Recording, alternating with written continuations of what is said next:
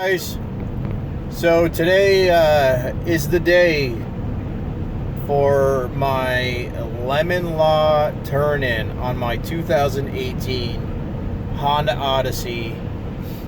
I bought this Odyssey brand new December 31st, 2017. Had a couple hundred miles on it.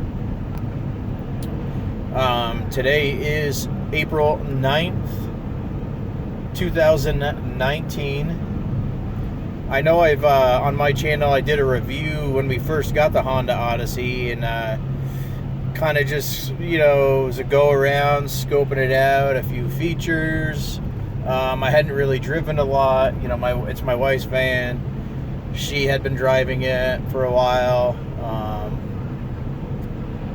So basically, long story short, we've had a bunch of issues with this van, and I know a lot of people have experienced a lot of sliding door issues, electric power sliding door issues. Just by research we've done, a lot of people have the same problems we do.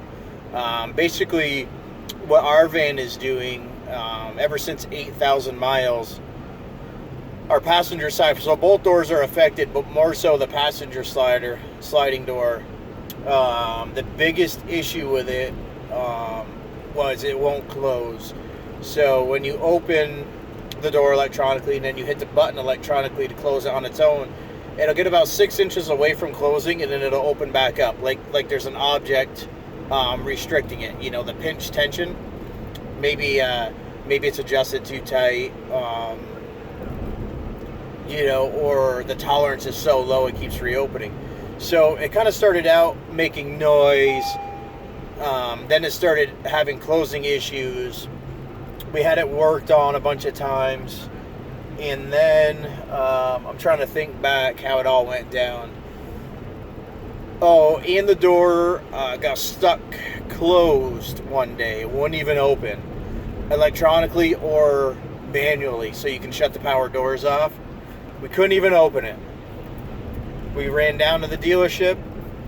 They got it working fine. Still had issues afterwards, making noise. Went back and forth, back and forth. We had to end up having to switch dealers because they didn't want to work on the van no more.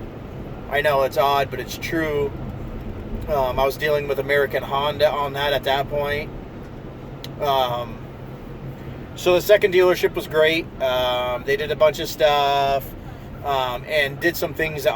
The Honda dealer, I don't want to say names, the Honda dealer that we were first going to said they did, and they're like, we have no record, wherever the records are kept under the VIN, that they actually perform these TSBs, service bulletins, this and that and the other thing. So we're going to do them again. Okay. Door got stuck closed again. It actually flew open on me while I was driving one day. I had the day off, and we were going around doing stuff with the kids, and the door wouldn't close all the way. It was jammed. I couldn't open it. I couldn't get it closed the rest of the way. So I called up the dealership. I said, hey, I'm on my way down. So this dealership I had to go to was an hour away at this point. Huge pain. But so we leave the mall. We're headed out on the road. I accelerate from a stoplight, and wham! Door flew wide open. The kids are all in the back. I had to pull over. I couldn't get it to close, so I took my belt off my pants and I tied it around the passenger door and the rear slider, and I held it closed like that. It took an hour ride down the interstate like that with my kids in it. I know it's unsafe, but I had no other choice. These sliding doors have just been unsafe. At some points, the pinch tension, if you were to stand in the door and the door happened to get closed or the kid pushed the button, sometimes it really took a lot of effort to get that to open back up. Not always, but sometimes. And that's the problem with the dealership, is you can't tell them sometimes, or it's intermittent, because when they look at it, they'll, no problem found. It's not doing it now, so there's nothing wrong with it. But anyways, we've had 7 or 8 repair attempts on our door, and December 2018, I filed a lemon law claim with the state of Vermont. Every state's different, guys. So do your research. My state is 3 repair attempts for the same problem without any repair results. So if they say my door, like I said, it wasn't opening and closing properly, and it would still have to be doing that, and they would have to repair that symptom 3 or more times. Now, the key factor here, and you get yourself in trouble with the state of Vermont, is if they did repair 3 attempts or even 4 attempts and the problem doesn't exist anymore, but you still want to file a lemon law claim, you can't, because the problem's fixed. The problem's got to be current at the time of filing. So I learned a lot of lessons here with this. I've never been through this process, and a lot of people never have or never will be. But if you do, you learn a lot in the process, you know. And the representative from the state of Vermont that's in charge of this, he's been super awesome. He answered a lot of questions, was helpful on paperwork. Dude, and there's a lot of paperwork you got to send. Copies of repair orders. Keep all your repair orders. You have to photocopy. You have to scan them and email them. And then I had to send, so there's 5 board members when it comes time for your hearing, if it gets to a hearing. I guess typically a lot of times the manufacturer, whether it's Honda, Volkswagen, Subaru, whatever, they'll try to come up with some sort of remedy before it gets to a hearing. Or whether they offer to give you another car, they offer to give you $10,000 back on your purchase, whatever it may be. Typically, I guess that's what happens. In my case, they felt pretty confident in that there was no issues, and they were going to go ahead and let it go the distance. And we went the distance. After filing out my paperwork, they notified American Honda. I'll kind of speed it up. So they set a hearing date. I went to the state of Vermont, one of the state buildings in Montpelier. I sat down in front of 5 board members from the state of mixed variety of backgrounds, and a representative from American Honda was there. Super nice guy. We talked in the lobby. Not really much about my Honda, but just in general conversation. And we went in there, and they had already reviewed the information I had sent to them previous.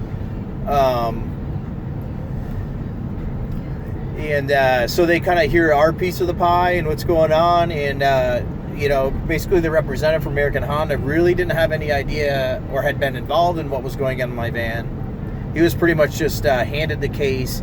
This is in your area. So he was reading all the technician notes, and they didn't bring a technician with them. So the state of Vermont kind of seemed like they were a little bit taken back from that. Like maybe that was a typical thing that happens, and I don't know. But so anyways, it goes on and on. They ask questions if need be, and they swear you in first of all before anything happens. And they hear our little testimonies, which I didn't realize I had to give a testimony. I was super nervous. I don't normally do stuff like that. I try to avoid those things. But anyways, and then after that's done, they go out and inspect the van. So when I told you that the problem has to currently be happening and they have to be able to replicate it, they have to be able to see it. Otherwise, they're not going to rule in your favor. So 2 days before I go to my hearing, I'm trying to clean my van up so these guys can look at it, because I knew I wasn't going to have time during the week. And my door stops opening. I left it. I told my wife, I said, don't drive this van. It's going to suck for 2 days having to stay home.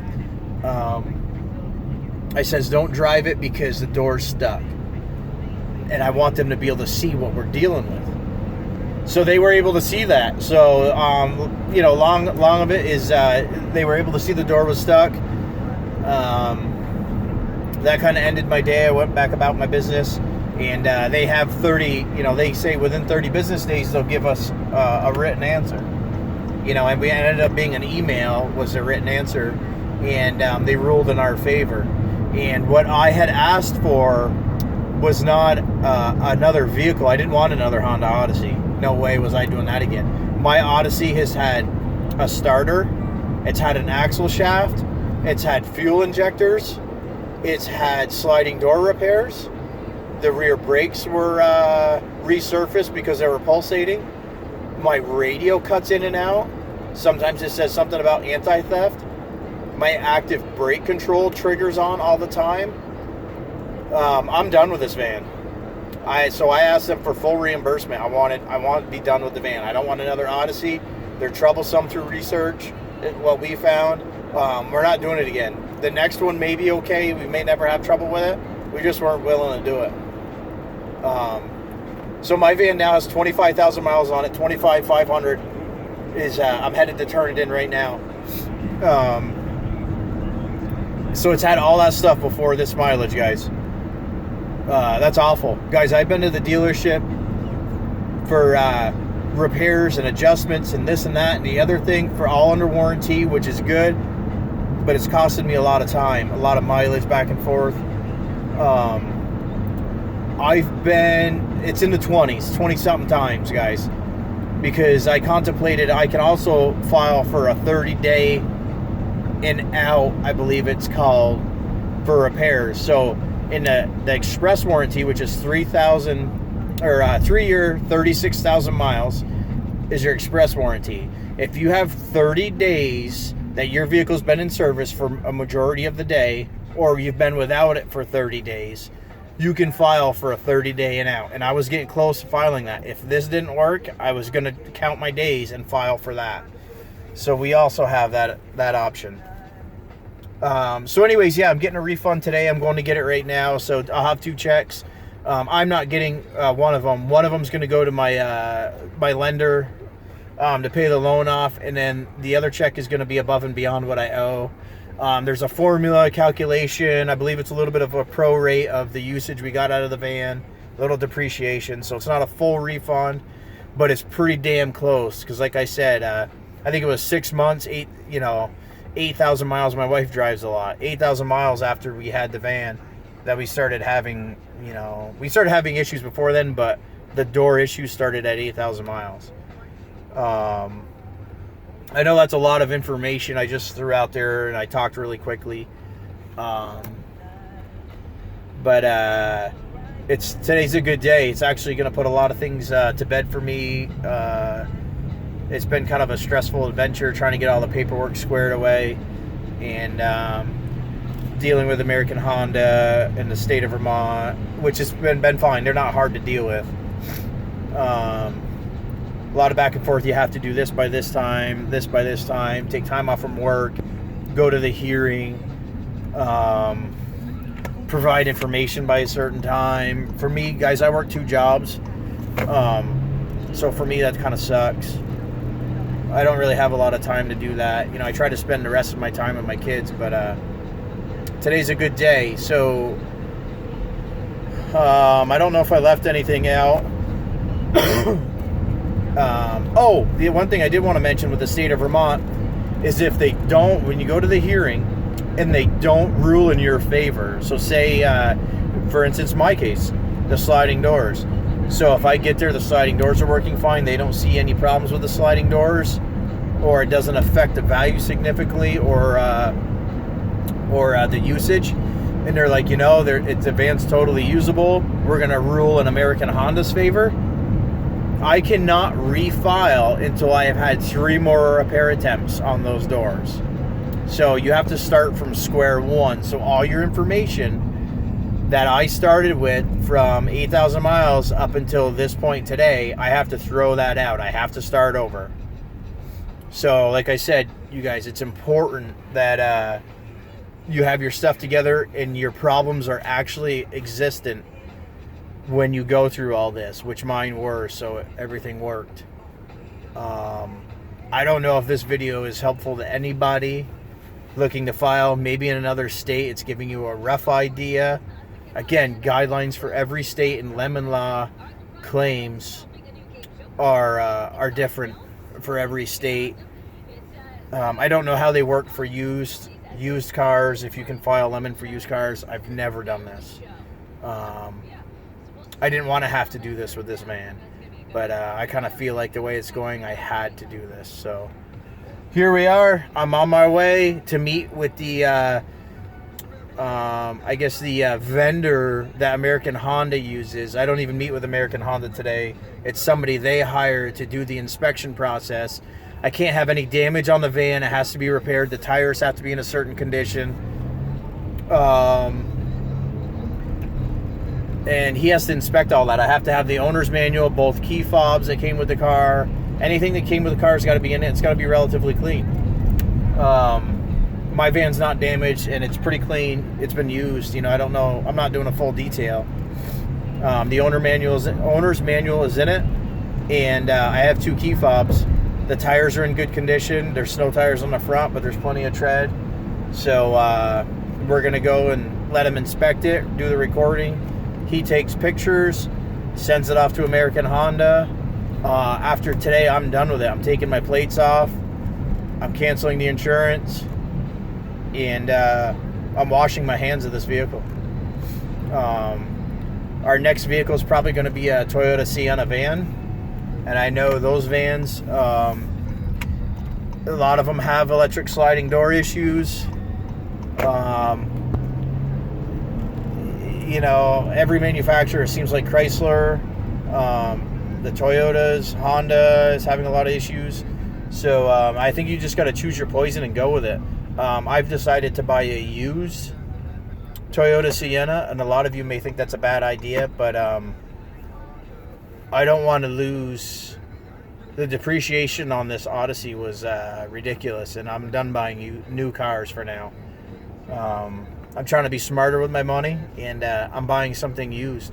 Probably, 3-4 years old, up to probably 60,000 miles. I'm going to decrease my monthly payment and try to pay it off real quick and have no loan. That's my route I'm going now. All right, guys. Hope this is helpful. Wish me luck. Peace.